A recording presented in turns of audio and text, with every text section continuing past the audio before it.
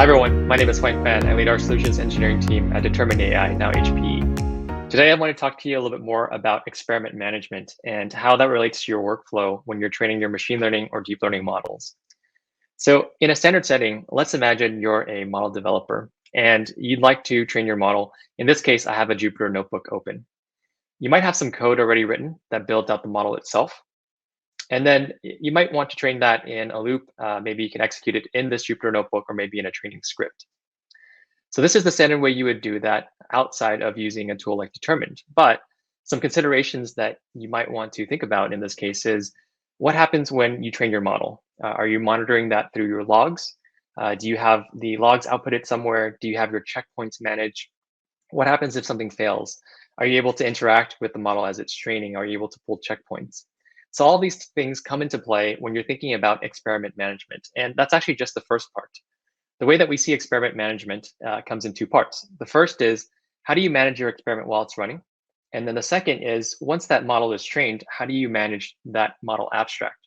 And I'll talk a little bit about how you can use Determined, an open source tool, to help you manage your experiments in those ways. So instead of training here, let's take a look at how you would train something on the Determined platform. So I have a configuration file and the directory where this model file that I've built is. I'll go ahead and start executing the training, and we'll talk a little bit more about what's happening here. So I've executed this training. I've loaded the model file, and it is currently training on a Determined cluster. So what does Determined provide in terms of model experimentation?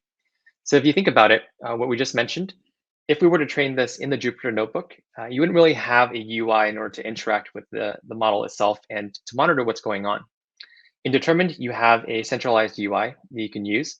You also have built into that UI, being able to monitor your model metrics as it's training. You can take a look at tagging and adding metadata to your experiment. So you can take a look at that at a later point in time. And this is also really helpful if you needed to reproduce an experiment later on. We have automatic checkpointing. So as your model is being trained, it'll automatically take checkpoints. And because of that, we also have pause and resume capabilities. So if you need to pause an experiment for any given reason, we'll pause it up to the checkpoint. And then when you resume it, we'll reload from the previous checkpoint. And then finally, from a system standpoint, we have system metrics that you can use to monitor your system usage. So CPU, GPU, network, etc. And then finally, the second part of what I mentioned about experiment management, once the model is trained, we have a model registry that you can use in order to retrieve your models and see which the best performing ones are. Obviously, the platform itself contains additional capabilities like distributed training, parallel hyperparameter search, fault tolerance, and management of heterogeneous resources like CPUs, GPUs from various vendors. But for this particular talk, we'll focus on the experiment management side. So I've launched an experiment onto the cluster, experiment 35. I'll go ahead and take a look at the UI itself and see where we're at. This is the UI for Determined AI. And so here you can manage your experiment as well as taking a look at the resources available to you on the cluster. We'll focus on experiments. As you can see, there's a handful of experiments that have already been launched here. This is where you can manage your own experiments. And from a user standpoint, we support multiple users from the experiment window. You'll notice that I've already automatically tagged this experiment that I've launched, and you can do so with custom tagging. This way you can retrieve that later on. And then there's also an option for description. If we click into the experiment, we'll see that the other components that I mentioned are all available here. So first off, you'll see that we're tracking metrics. Of course, you have your standard training metrics, but then you also have your validation metrics. So whenever you run validation, you can see how well your model is doing on the validation data set. For checkpointing, we automatically take checkpoints intermittently, and this is also user configurable. So you can imagine how useful that would be if you're training your model and the checkpoints are taken automatically. So you don't have to write any additional code or worry about what happens if your model fails or there's an issue with the hardware. We can always recover from checkpointing. And then configuration-wise, we keep track of all the configurations related to your experiment automatically.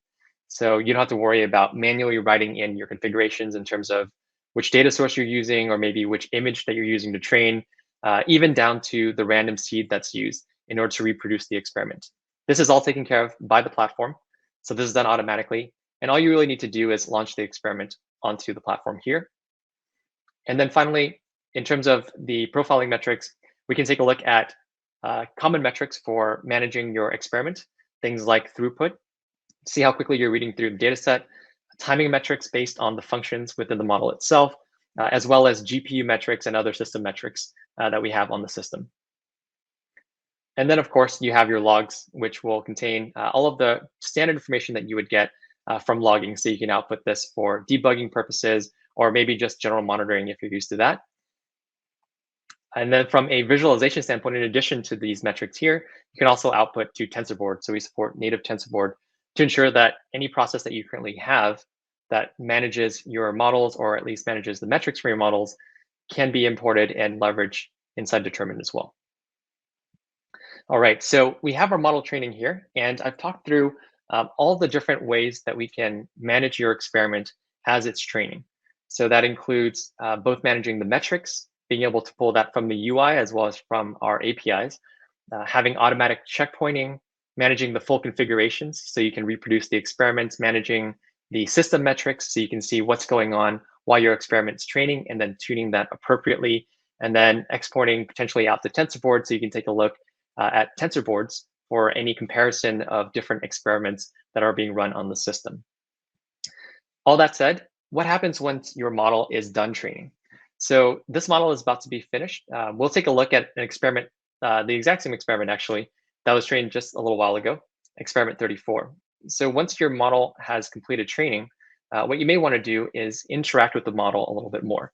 So in this case, we take experiment 34, and Determined as a platform offers a way for you to retrieve checkpoints automatically from these trained models. And the idea here is that not only do we help you manage the experiments while it's being trained, once it's done being trained, we also manage the checkpoints so that you can accurately and quickly retrieve the best performing checkpoints from your models. In this case, let's go ahead and pull the best checkpoints that we have from experiment 34, which we recently trained, and then run inference against one of our images. So this is an object detection model, and we would expect that the model would find a pedestrian within this image, which it does just that. You can imagine as you continue to train further, you'll get better and better models, and it'll detect more and more pedestrians in here.